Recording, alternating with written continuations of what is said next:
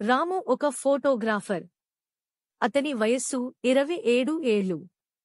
ఒకరోజు అతనికి తన మిత్రుడు అనిల్ నుండి ఫోన్ వచ్చింది.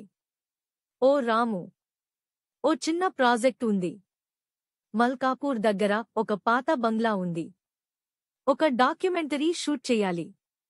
రాత్రి అక్కడే ఉండాలి. రాము మొదట ఒప్పుకోలేదు. కానీ డబ్బు బాగుంటుంది అని చెప్పడంతో ఒప్పుకున్నాడు. అతను అనిల్తో కలిసి కారులో బయలుదేరాడు. రాత్రి 7కి మల్కాపూర్ బంగ్లా చేరుకున్నారు. అది ఒక పెద్ద పాత భవనం. బయటికి చూస్తే చాలా సాధారణంగా ఉంది. కానీ లోపలికి వెళ్ళగానే ఏదో విచిత్రమైన నిశ్శబ్దం. గదులు ఖాళీగా ఉన్నాయి. అద్దాలు పగిలిపోయాయి. గోడలపై పాత రక్తపు మరకలు. ఒక మూలన పాడైన హార్మోనియం. ఇక్కడ ఏదో ఉందిరా అన్నాడు రాము. అనిల్ నవ్వేశాడు. దయ్యం నమ్మేవాళ్లు పాతవాళ్లు రా. షూట్ అయిపోయింది. ఇద్దరూ స్నేహితులు ఒక గదిలో పడుకున్నారు. గదిలో ఒక పాత కాటన్ పరుపు మాత్రమే ఉంది. రాత్రి 2 గంటలు అవుతున్నాయి. రాముకి నిద్రలేక వెళుతుంటే ఎదురుగా ఉన్న గదిలోని తలుపు తానే కొద్దిగా తెరుచుకుంది. చిట్ చిట్ అని ఓ శబ్దం. రాము దగ్గరికి వెళ్లి చూడగా గదిలో చీకటి. మధ్యలో ఒకదానిని చూశాడు. ఎవరో పరుపు మీద పడుకుని ఉన్నారు. రాముకు గుండె ఒక్కసారిగా ఆగినట్టయింది. అతను మెల్లగా అనిల్ను లేపాడు. అనిల్, చూడురా, అక్కడ ఎవరో ఉన్నారు. అనిల్ మెల్లగా లేచాడు. ఇద్దరూ కలిసి ఫ్లాష్ లైట్తో చూశారు. అది ఒక శవం. ఒక ఆడవారి శరీరం. తెల్ల దుస్తుల్లో. ముఖం చాలా ప్రశాంతంగా ఉంది. కాని ఆమె శరీరం చలిలో ఉండేలా చలించిపోతోంది. ఇది నిజంగా శవమా? అన్నాడు అనిల్. అదే సమయంలో ఆమె కళ్ళు ఓపెన్ అయ్యాయి.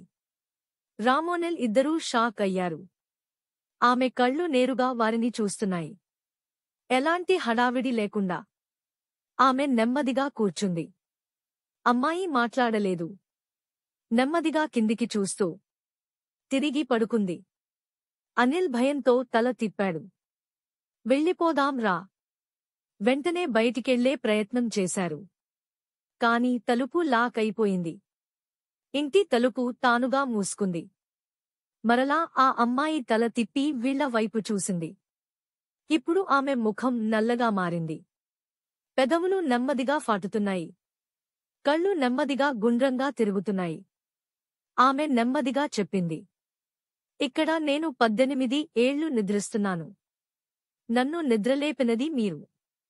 రాము భయంతో అడిగాడు. నీకు ఏమైంది? నువ్వు ఎవరు?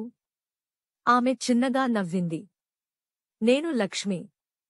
ఈ బంగ్లాలో నాకు పెళ్లి జరిగింది. పెళ్లి కాగానే నా భర్త నన్ను చంపేశాడు. నా శవాన్ని ఈ గదిలోనే పాతిపెట్టాడు.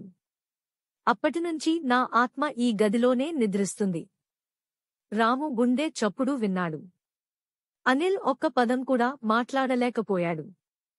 లక్ష్మి చెబుతోంది, నన్ను డిస్టర్బ్ చేస్తే ఎవరూ బతికిపోలేరు. మీరెందుకు వచ్చారు? ఆమె ఒక్కసారిగా పగిలిన అద్దం వైపు తిరిగి చూసింది.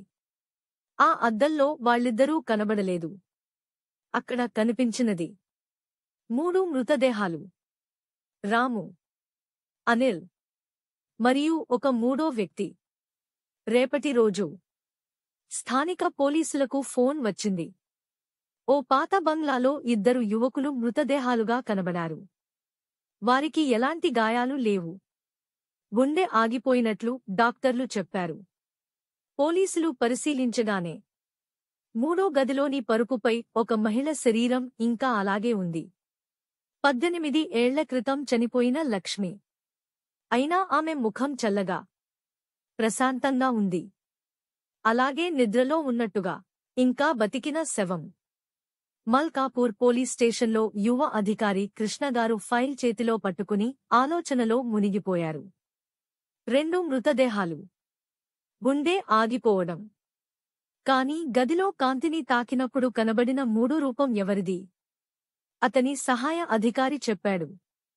సార్, ఆ పాత బంగ్లా గురించి కొందరు పెద్దవాళ్లు చెప్పిన కథలుంటాయి.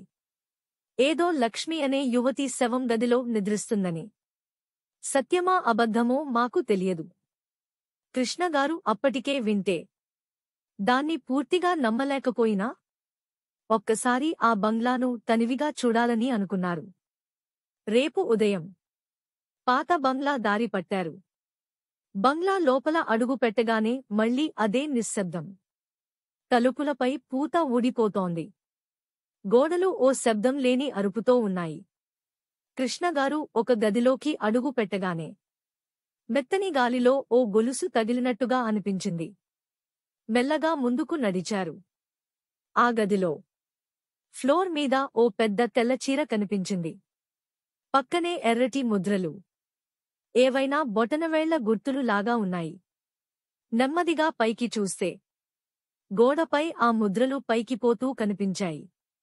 ఇవి ఒంటరిగా పైకి ఎందుకు వెళ్తున్నాయి అనే సందేహం వెంటనే మానసికంగా నెత్తిలో గందరగోళం రేపింది. అందులో అతడికి ఒక విషయం గుర్తొచ్చింది. ఈ ఇంటిలో ఎవరు తలుపు తీసినా వెనక్కి తిరిగే మార్గం ఉండదు. ఒక మూల గదిలోకి అడుగుపెట్టిన కృష్ణగారి కళ్లకు నమ్మశక్యంగా లేదనిపించింది. తన ముందు ఉన్న పరుపుపై లక్ష్మి శరీరం అలాగే ఉంది. ముఖం ప్రశాంతంగా. కాని ఇప్పుడు ఆమె కళ్ళు స్వల్పంగా తెరిచినట్టున్నాయి. ఇది డెడ్ బాడీనా? లేక ఇంకా బతికిందా? ఈ సందేహం అతన్ని కుదిపేసింది. ఆమె ముఖం దాటి అతని చూపు వెనకనున్న అద్దంపై పడింది. అద్దంలో కృష్ణగారి ప్రతిబింబం లేదు. కాని ఒక ఆడపిల్ల నెమ్మదిగా అతని భుజాన్ని తడిమేస్తూ కనిపిస్తోంది. అతను వణికిపోయాడు. వెనక్కి తిరిగితే ఎవరూ లేరు.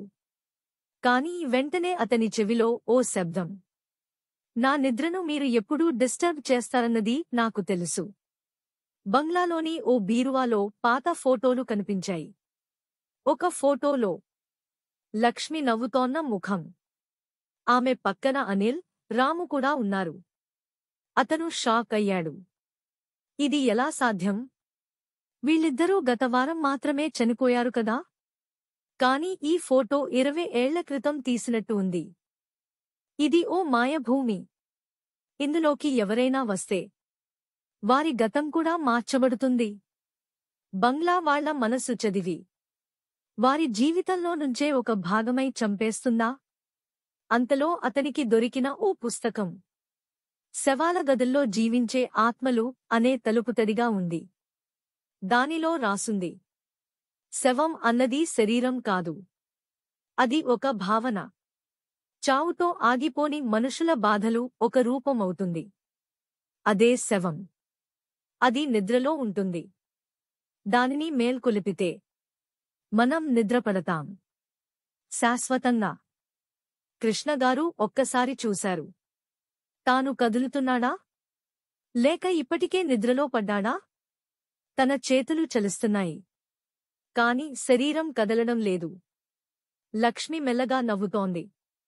ఇప్పుడు నువ్వు కూడా నన్ను కంపెనీ ఇస్తావు. 2 వారాల తరువాత ఒక కొత్త యూట్యూబ్ వీడియో బాగా వైరల్ అవుతోంది. Title: we explored haunted Malkapur mansion, true ghost caught on camera. వీడియోలో చివర్లో కనిపించేది రాము, అనిల్, కృష్ణ. ముగ్గురు కూడా పరుపుపై పడుకుని ఉన్నారు.